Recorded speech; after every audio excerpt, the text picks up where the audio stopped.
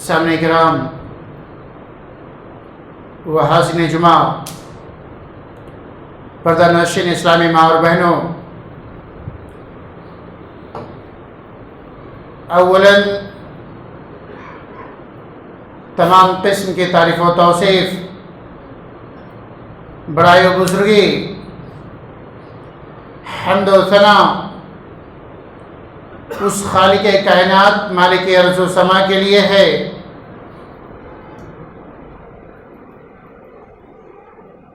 کہ جس نے ہماری رہنمائی کے لیے، ہماری بہتری کے لیے انبیاء، رسول اور کتابوں کا سلسلہ جاری و ساری کیا۔ بعدہ درود و اسلام ہو جملہ انبیاء اور رسول پر، بالخصوص ہمارے آخری نبی جناب احمد محمد مجتبی صلی اللہ علیہ وسلم پر۔ سامعین کرام، گزشتہ خطبہ جمعہ میں اللہ کے رسول صلی اللہ علیہ وسلم کی ولادت سے پہلے عرب کے جاہلی معاشرے کی جو حالت تھی، دینی حالت، اجتماعی حالت، معاشرتی حالت، اقتصادی حالت، سیاسی حالت، یہ تمام کی تمام چیزیں اختصار کے ساتھ بیان کی گئی تھیں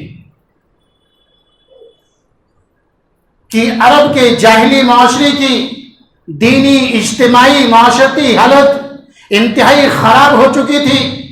کفر و شرک، بدعت و خرافات، ضلالت و گمراہی، باطل عقائد و نظریات، خود ساختہ رسوم و رواج، چوری، ڈاکہ زنی، عیاشی، قمار بازی، شراب نوشی، قتل و غارت گری، جنگ و جدال، بچیوں کو زندہ درگور کر دینا، نکاح و طلاق کا کوئی نظم نہ ہونا، اس طرح کے بے شمار برائیاں، بے شمار اخلاقی گراوٹ کے وہ لوگ شکار تھے۔ اور اقتصادی حالت کی کیا حالت تھی؟ معاشی حالت کی کیا حالت تھی؟ بہت ہی خراب۔ اسی لیے بنیادی ضرورتوں سے بھی، گھر، کھانا، لباس، ان تمام چیزوں سے بھی محروم تھے۔ لیکن ہاں، ان کے اندر کچھ ایسے اوصاف حمیدہ، اخلاق فاضلہ، اچھے اخلاق و کردار تھے جن کی بنیاد پر اللہ رب العزت نے اس شہر میں اپنے نبی کو مبعوث کیا۔ ان اخلاق و کردار میں سے جود و سخاوت، فیاضی، عہد و پیمان اور وعدے کو پورا کرنا، غیرت و حمیت، عزت نفس، خودداری، سادگی، امانت داری، سچائی، جھوٹ، فریب، دھوکے سے کوسوں دور، اس طرح کے بے شمار خوبیاں ان کے اندر موجود تھیں۔ اب آئیے ہم اس سلسلے کو آگے بڑھاتے ہوئے اللہ کے رسول صلی اللہ علیہ وسلم کی ولادت سے پہلے کے دو مشہور واقعات، جو دونوں واقعات آپ کے خاندان سے جڑے ہوئے ہیں، دونوں واقعات آپ کے خاندان، آپ کے دادا عبد المطلب کی زندگی سے جڑے ہوئے ہیں۔ آئیے دونوں واقعات کو ہم اختصار کے ساتھ دیکھنے کی کوشش کرتے ہیں۔ پہلا واقعہ زمزم کے کنواں کھودنے کا مسئلہ، زمزم کا کنواں، اور دوسرا واقعہ اصحاب الفیل کا، ہاتھی والوں کا واقعہ، یعنی ابرہہ کا واقعہ۔ ابرہہ کا واقعہ یہ اللہ کے رسول صلی اللہ علیہ وسلم کی ولادت سے 50 یا 55 دن پہلے کا واقعہ ہے، 50 یا 55 دن پہلے کا ہے۔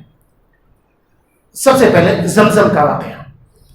زمزم کے تعلق سے، زمزم کا کنواں اللہ رب العزت نے نیک لوگوں کے لیے جاری کیا تھا، نیک لوگوں کے لیے جاری کیا تھا، اور جب برے لوگوں کا دور آیا تو اس دور میں اللہ تعالیٰ نے اس کنواں کو سکھا دیا، وہ کنواں بند ہو گیا۔ عبد المطلب نے خواب میں دیکھا کہ انہیں کنواں کھودنے کا حکم دیا جا رہا ہے، اور خواب ہی میں جگہ کا تعین بھی کر دیا گیا، جگہ بھی بتلا دیا گیا کہ یہی جگہ ہے۔ لوگ جگہ بھی بھول گئے تھے، نام و نشان اللہ تعالیٰ نے مٹا دیا تھا، خواب میں جگہ بھی دکھلایا گیا۔ اس کے بعد نیند سے بیدار ہوئے، کنواں کھودنے کا کام، زمزم کا کنواں کھودنے کا کام شروع کیا۔ دھیرے دھیرے وہ تمام چیزیں برآمد ہوئیں، وہ تمام چیزیں نکل کر کے سامنے آئیں جو قبیلے بنو جرہم نے مکہ چھوڑتے وقت زمزم کے کنویں میں دفن کر دیا تھا، جس میں کیا چیزیں تھیں؟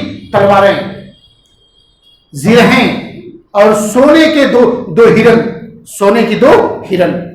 اس کے بعد عبد المطلب نے ان تلواروں سے کعبے کا دروازہ ڈھالا، کعبے کا دروازہ بنایا اور سونے کے دونوں ہرن کو کعبے میں فٹ کر دیا اور حاجیوں کے زمزم پلانے کا بندوبست کیا۔ اور اس کے بعد کنواں کھودنے کے دوران یہ واقعہ بھی پیش آیا کہ جب انہوں نے کنواں کھودنا شروع کیا اور دھیرے دھیرے کنواں نمودار ہونے لگا، ظاہر ہونے لگا، تو قریش حسد کی آگ میں چلنے لگے اور اس کے بعد ان لوگوں نے جھگڑا شروع کر دیا اور مطالبہ کیا کہ ہمیں بھی اس کام میں شامل کر لیا جائے۔ عبد المطلب نے کہا نہیں، ایسا نہیں ہو سکتا، یہ عزت و شرف کا کام، یہ مبارک کام، بابرکت کام اللہ رب العزت نے ہماری قسمت میں مقدر کیا ہے، ہم کو حکم دیا ہے، میں یہ کام کروں گا، میں یہ عزت و شرف کسی اور کے حوالے نہیں کروں گا، یہ کام میں کروں گا۔ اختلاف بڑھتے گیا۔ اس کے بعد لوگوں نے کہا کہ ہمیں اس اختلاف کے حل کے لیے بنو سعد کے ایک کاہنہ عورت کے پاس جانا چاہیے۔ ان کا یہ عقیدہ تھا، اس دور کا باطل عقیدہ تھا کاہنہ عورت کے پاس جانا، نجومیوں کے ساتھ جانا، لیکن یہ بات یاد رہے کہ شریعت محمدی میں، دین محمدی میں کسی کاہنہ کے پاس جانا، کسی کاہن کے پاس جانا، کسی نجومی کے پاس جانا، کسی جادوگر کے پاس جانا، کسی ایسے آدمی کے پاس جانا جو علم الغیب کا دعویٰ کرتا ہو، یہ چیز کفر و شرک میں اور ناجائز میں داخل ہے، یہ چیز حرام ہے۔ اللہ کے رسول صلی اللہ علیہ وسلم نے فرمایا من اتی عرافا، جو آدمی کسی عراف کے پاس آیا، کاہن کے پاس آیا، فسألہ عن شیء، اور اسے کسی چیز کے بارے میں پوچھا، اپنی قسمت کے بارے میں، اپنی بگڑی ہوئی قسمت کو بنانے کے لیے دریافت کیا، لم تقبل له صلاة 40 یوما، تو ایسے آدمی کی 40 دنوں کی عبادت قبول نہیں ہوگی۔ تو یہ بات یاد رکھیں، کاہنہ کے پاس جانا، نجومی کے پاس جانا، یہ صحیح نہیں ہے۔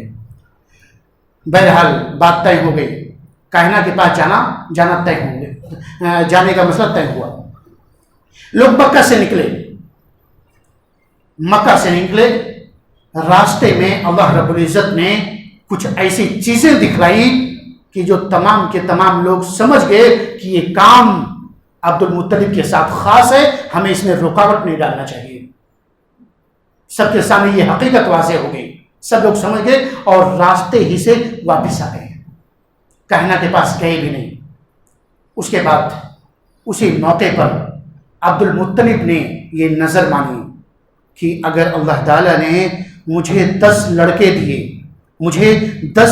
دیے اور وہ 10 لڑکے اس عمر کو پہنچ گئے کہ جو ان کا بچاؤ کر سکیں، جو دفاع کر سکیں، تو میں اس میں سے ایک لڑکے کو خانہ کعبہ کے پاس قربان کر دوں گا۔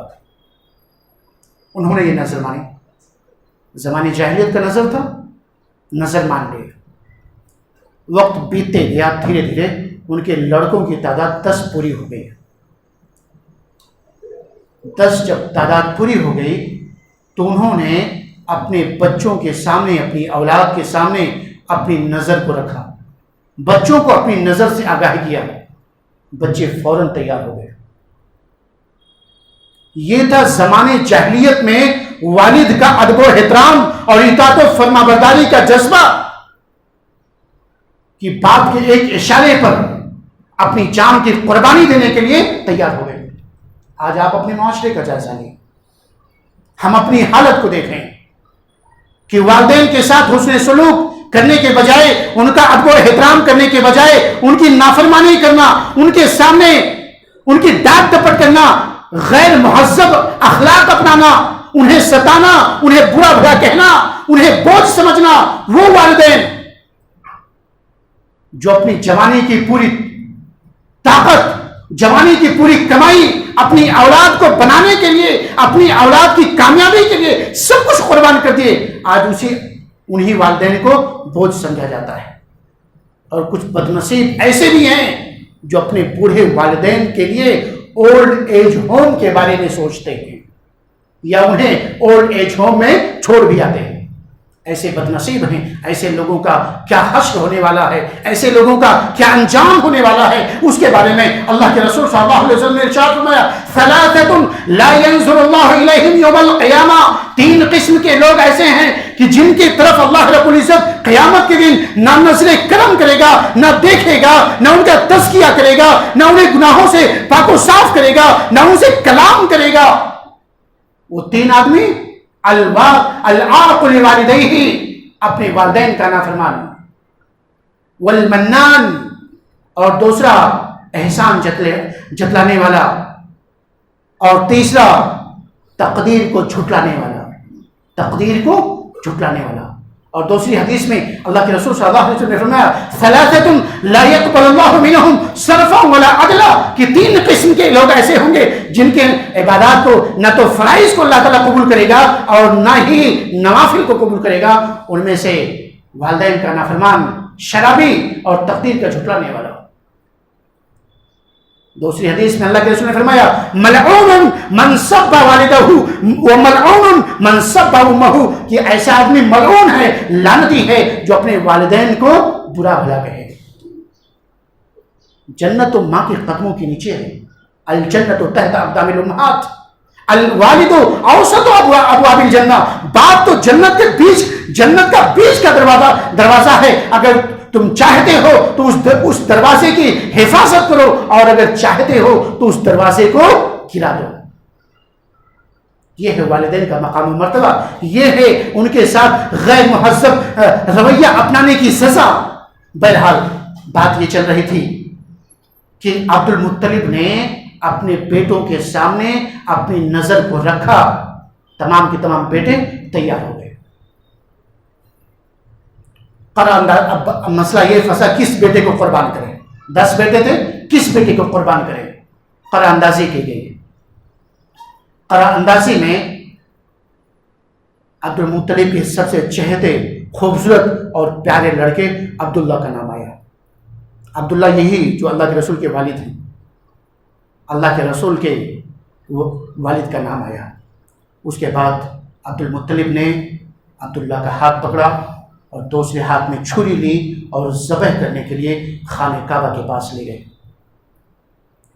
اتنے میں قریش, خصوصاً عبداللہ کے ننیحال والے آڑے آئے, بیچ میں آ گئے, اور عبداللہ کے بڑے بھائی ابو طالب وہ بھی آئے. کہا نہیں, آپ ایسا نہیں کر سکتے, آپ ایسا نہیں کر سکتے. اس کے بعد عبد المطلب نے کہا پھر میں کیا کروں, تب میں اپنی نظر کا کیا کروں. لوگوں نے مشورہ دیا کہ آپ ایک کاہنہ عورت کے پاس چلے جاؤ اور اسی سے اپنے مسئلے کا حل دریافت کرو. اس کے بعد وہ ایک کاہنہ عورت کے پاس گئے. کاہنہ عورت کے سے سب کچھ واقعہ بتایا. پورا واقعہ بتانے کے بعد کاہنہ عورت نے کہا آپ ایسا کریں کہ 10 اونٹ لیں, 10 اونٹ اور عبداللہ کے درمیان قرآن اندازی کریں. ایک کاغذ پہ عبداللہ کا نام لکھیں اور ایک کاغذ پہ, میں مثال دینے کے لیے سمجھا رہا ہوں, کہ 10 اونٹ کو ایک طرف رکھیں اور ایک طرف عبداللہ کو رکھیں, قرآن اندازی کریں. اور قرآن اندازی جب کریں اور عبداللہ کا نام نکل آئے تو 10 اونٹ کا اضافہ کر لیں.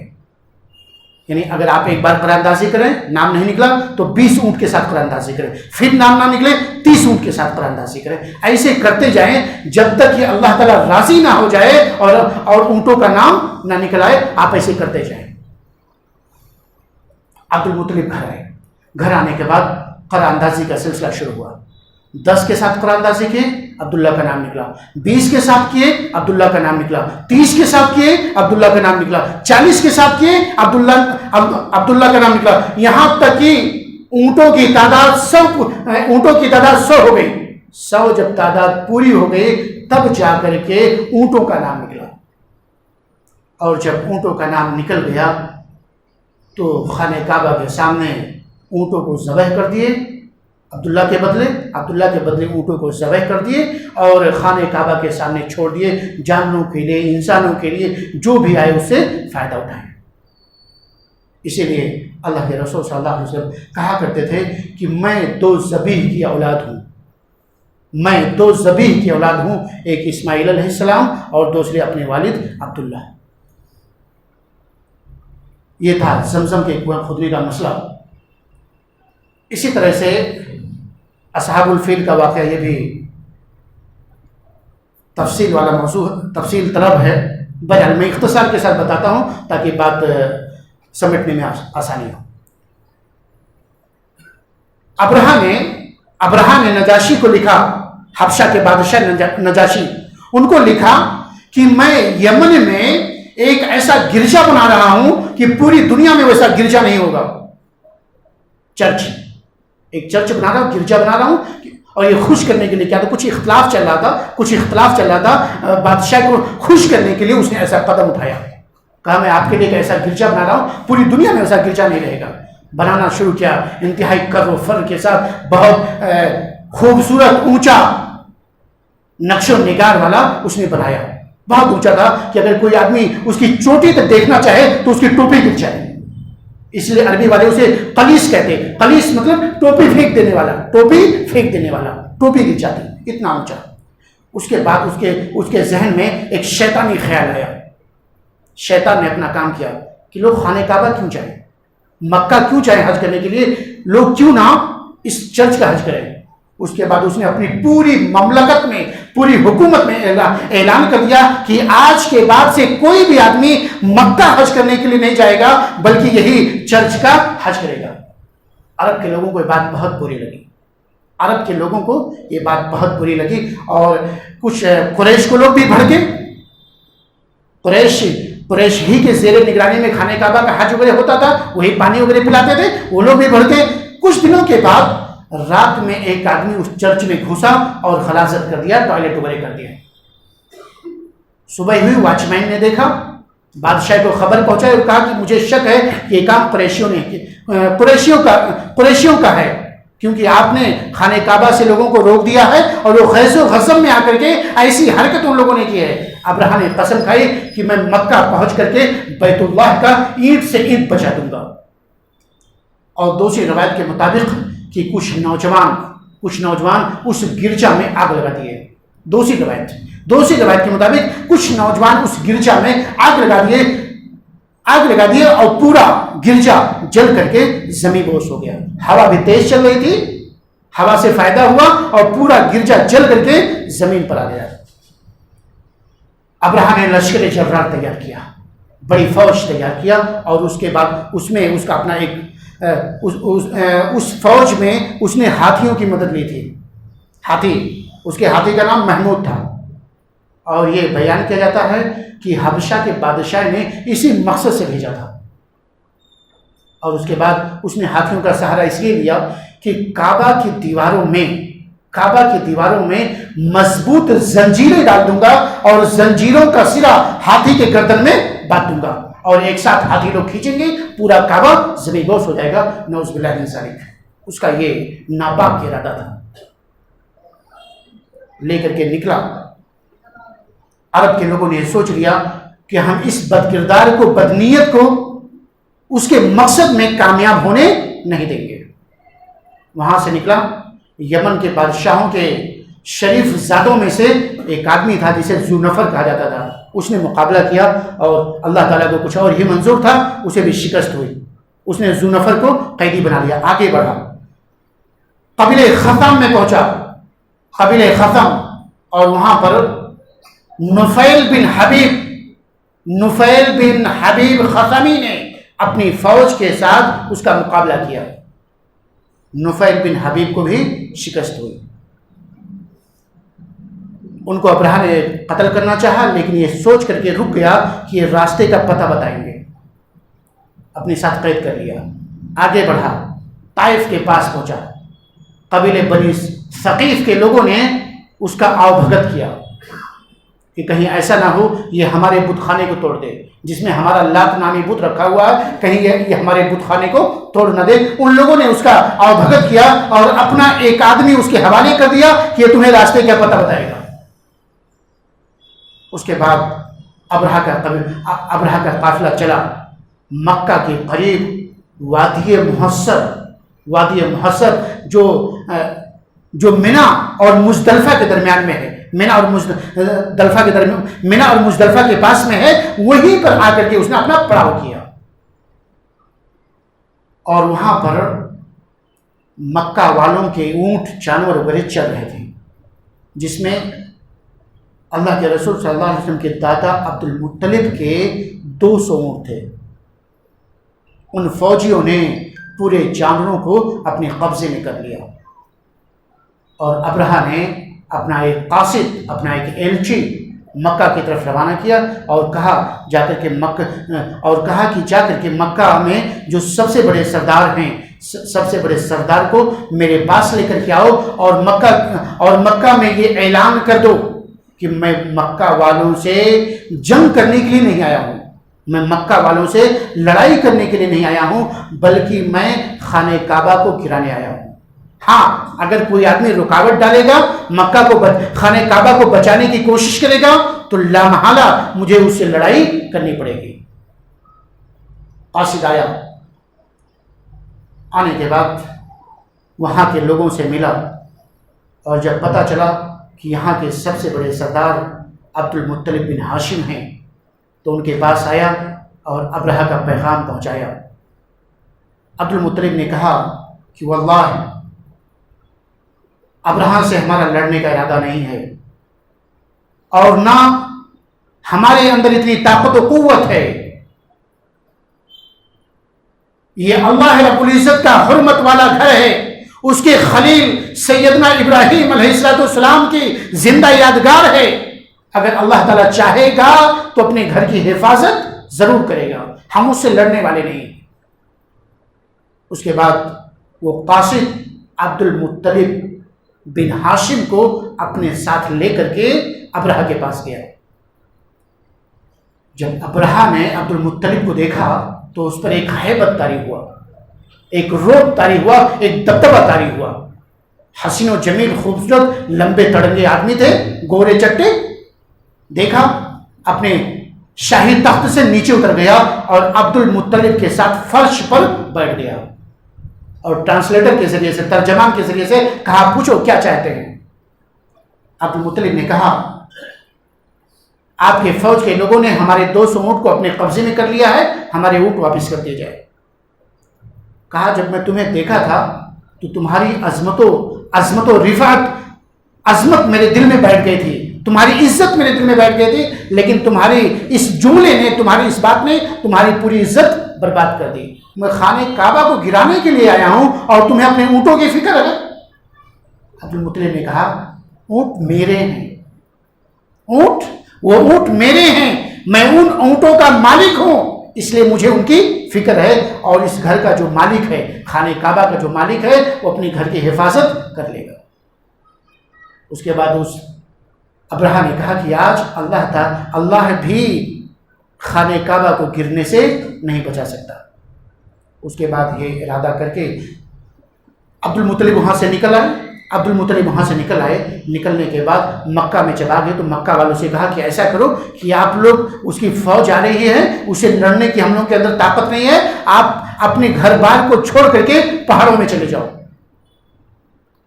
مکہ شہر کو خالی کرا دیے، اور اس کے بعد وہاں سے چنیدہ لوگوں کو، خاص لوگوں کو لے کر کے خانہ کعبہ کو آئے، اور وہاں کے کنڈی کو پکڑا، خانہ کعبہ کے دروازے کا کنڈی پکڑے، اور رو کر اللہ رب العزت سے دعائیں کی کہ اللہ تعالیٰ ہم لوگوں میں اتنی طاقت نہیں ہے کہ ہم ابرہہ جیسے لشکر کا مقابلہ کر سکے، تو ہی اپنے گھر کی حفاظت کرنے والا ہے، تو اپنے گھر کی حفاظت کر لے۔ اتنا کہہ کر کے عبد المطلب بھی چنیدہ لوگوں کے ساتھ مکہ چھوڑ کر کے پہاڑوں کی طرف چلے گئے۔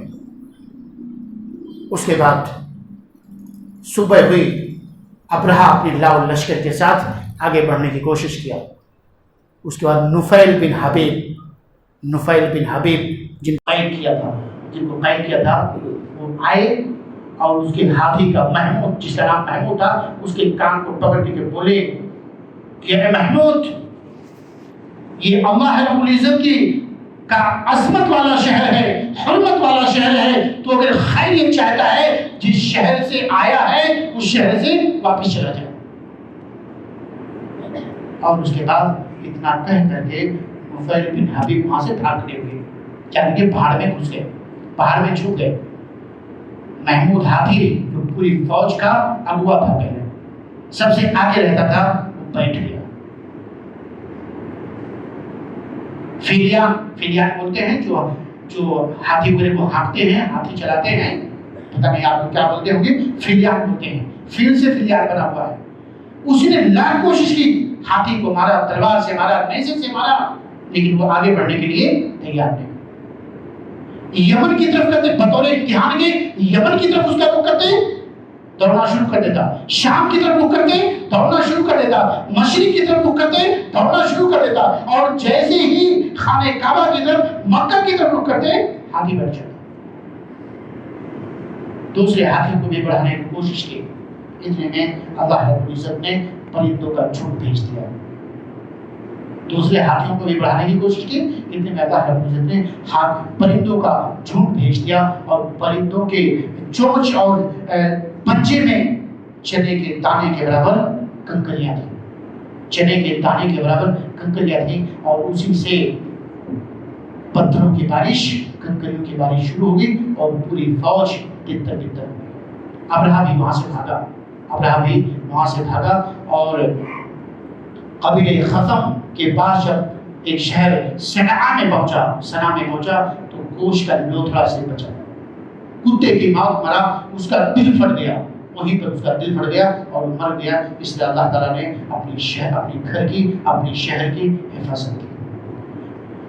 ہمیں اس طرح کے واقعات سے عبرت لینے کی ضرورت ہے۔ انشاءاللہ آنے والے خطبہ جمعہ میں اللہ کے رسول صلی اللہ علیہ وسلم خاندان نبوت، اللہ کے رسول کس خاندان سے تھے، خاندان کے بارے میں تھوڑی سی چیزیں دیکھیں گے، اور اللہ کے رسول کی ولادت کے بعد سے کیسے معجزات، کیسے کرشمے اور کیسے برکت کی چیزیں شروع ہوئی، اس کو بھی انشاءاللہ دیکھنے کی کوشش کریں گے۔ اب آخر میں دعا کرنا چاہیے کہ اللہ تعالیٰ ہم تمام لوگوں کو سنت نبوی کے مطابق زندگی گزارنے کی توفیق نصیب فرمائے۔